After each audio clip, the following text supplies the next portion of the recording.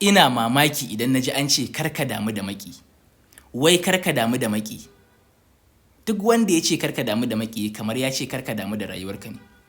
Allah ya faɗe shi a cikin Alƙur'ani ka ce baka damu da shi ba? Wa min sharrin hasidin iza hasada.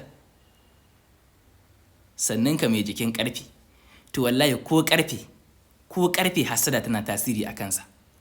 Ko ƙarfe idan aka cika masa hasada wallahi sai ya lalace. Sai ya lalace. Ka yi liking, ka yi comment da sallallahu alaihi wasallam, ka yi sharing domin 'yan uwa su amfana. Zan gaya maka sabulu wanda za ka rinka wankawa a jikinka. Allah zai maka katangar ƙarfe da maƙiya. Allah zai maka katangar ƙarfe da maƙiya. Za ka samu back to sender. Duk wanda ya niyyar cutar da kai wallahi kansa zai koma. Kuma duk wanda yake maka hasada ba zai amfani kansa da komai ba, sai ya lalace, sai kaga ƙarshen shi, sai kaga bayansa.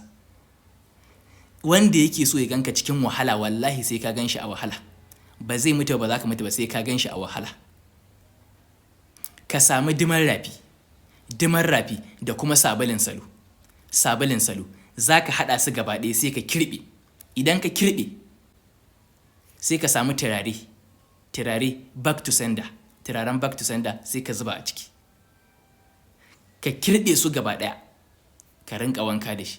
Billahi allazi la ilaha illa hu, idan kai wannan duk wanda yake maka bakin ciki, yake kinka, baya kaunar ka, baya son ci gaban ka, yake maka hasada, yake jifanka, idan kun hada gurin aiki ba za a yi sati ba sai an kore shi. Ba za a yi sati ba sai ya bar gurin. Haka idan a kasuwa ne mutum yake maka hasada, yake maka bakin ciki, ba zai taɓa samun natsuwa, ba zai samu kwanciyar hankali ba. Duk abin da ya mallaka sai ya lalace. Haka idan mutum ne maka hasada ta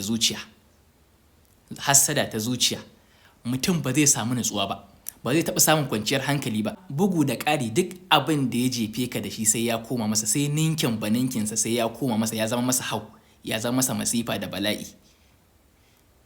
Sai ya zama masa masifa da bala'i a cikin rayuwarsa. Wanda ya liking, ya yi comment da sallallahu alaihi wasallam, ya yi sharing domin 'yan uwa su amfana, shi maka baiwa ya je ya jarraba. Allah ya bar mu da san manzon Allah.